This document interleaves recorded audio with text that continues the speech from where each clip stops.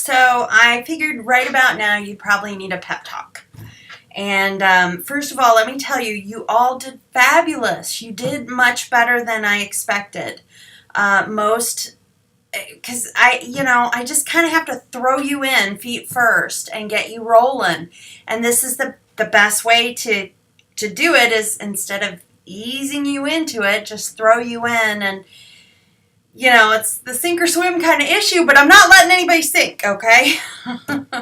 So I appreciate that you're going out on a limb, you're getting out of your comfort zone, and you've been working on this. And that's the best way to grow, is to get out of your comfort zone. And all of you need to grow.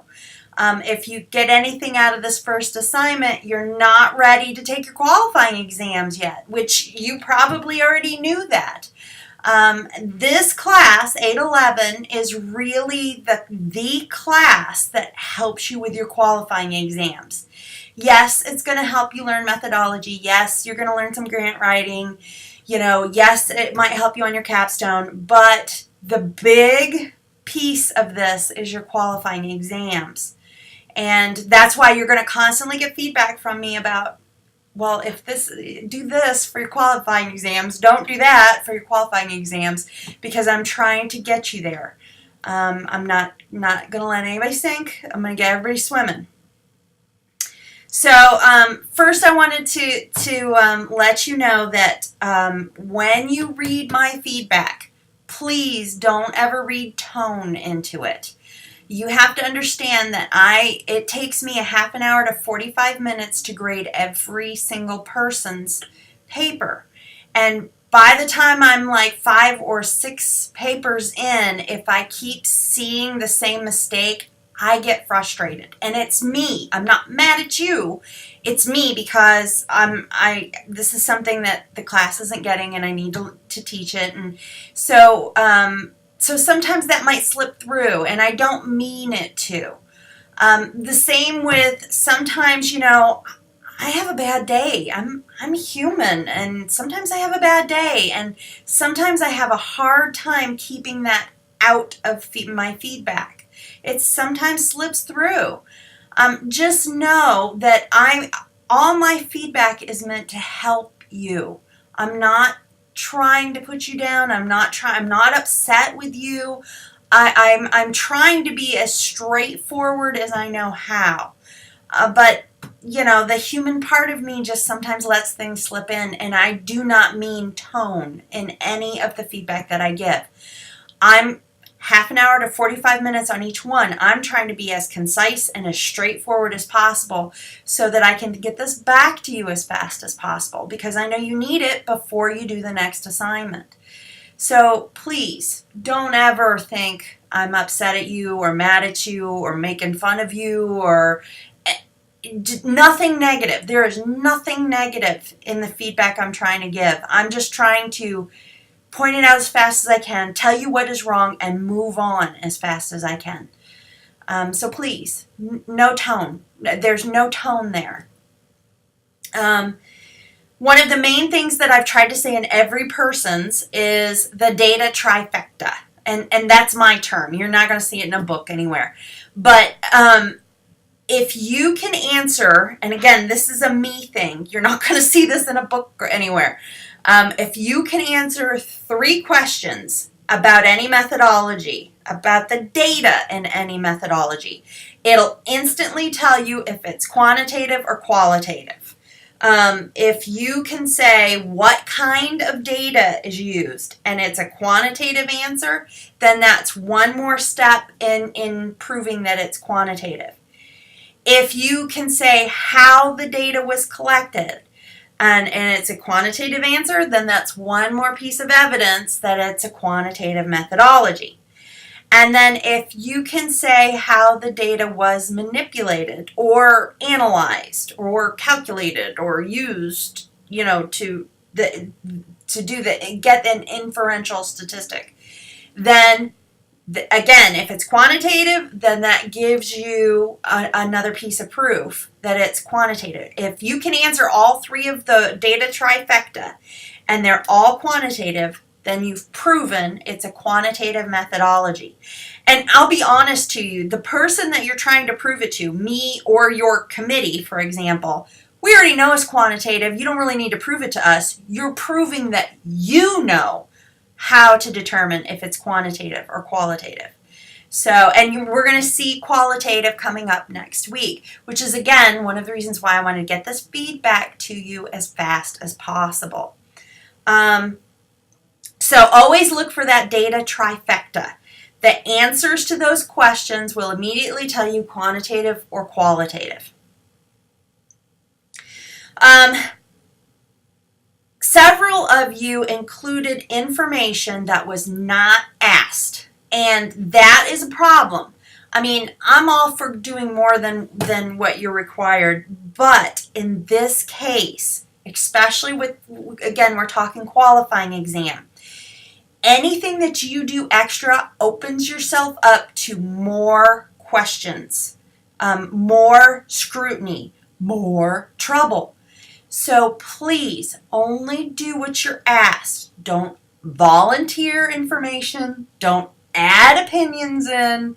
Just respond to what you were asked. I know that kind of goes against your grain because in all your classes everybody's been asking you for your opinion. But in this case, when you take your qualifying exam, you want to stick to exactly what you were asked. You're going to answer it, and you're going to just let it go. It's difficult to do, but that's the best way forward. That's the best way to handle your qualifying exam. Do not add anything extra in. Speaking of which, some of you did not answer the questions. You completely deflected them or talked about something else, talked about your opinion instead. You have to answer the question. And that comes around to fluff. I think everybody got hammered on fluff. And I'm a big one for fluff. I hate fluff. I'm a very straightforward person. I think things should be very concise. But I'm a math and science person. Dr. Curry, you'll notice, is an English person. So he likes fluff. And don't get me wrong, there is a place for fluff. Fluff actually helps an article flow. It moves an article along. I mean, you need it when you're writing an article. In this case, we're answering questions specifically for your qualifying exam.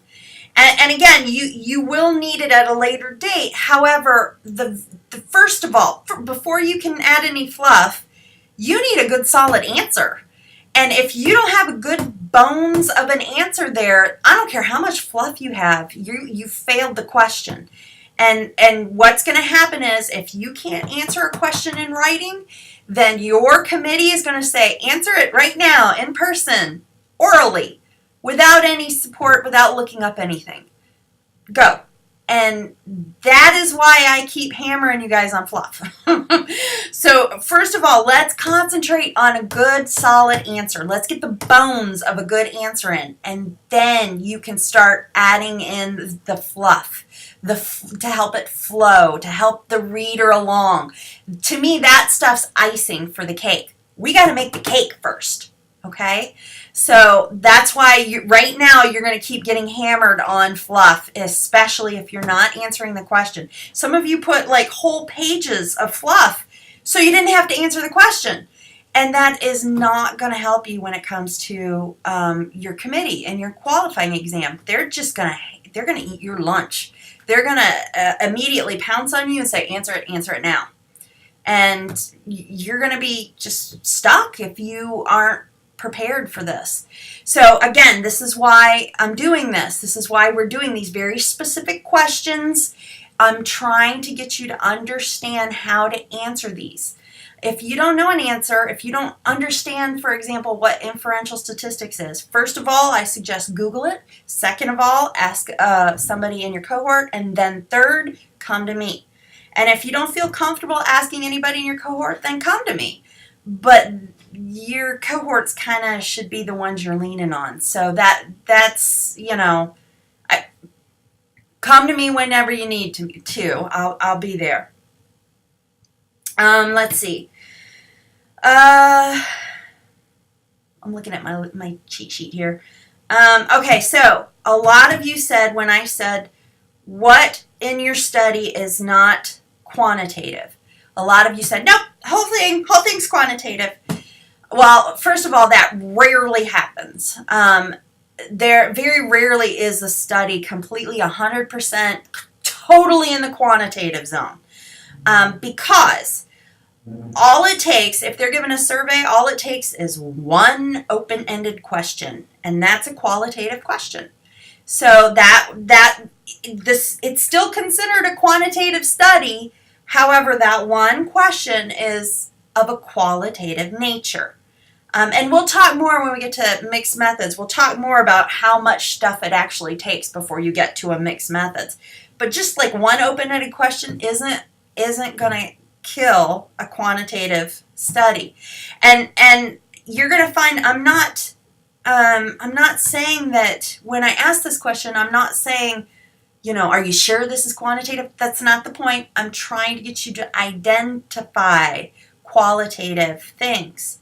Another example is a lot of data is on the fence between quantitative and qualitative. I mean, it could go either way. It's leaning either way. A great example of this is race. Race is a categorical data. It's on the line. You can use it quantitatively because you can assign numbers, but essentially it's categorical. It's a category. You can't really do much with it. Also, if all it takes is one other line that says other, and people can write it in, and that immediately throws it to the qualitative side because it's open-ended at that point in time. So there are things that have qualitative natures or are right on the line between quantitative and qualitative. I mean, even if you quantify race, there's nothing you can really do with it because, how do you, okay, so I want to quantify race. Who's number one? White people? African Americans? Hispanics? Native Americans? There's no way to compare them. They're apples and oranges and bananas and, it's a fruit salad. There's no way to actually compare them, which is why it's smack dab in the middle of quantitative, qualitative. Okay.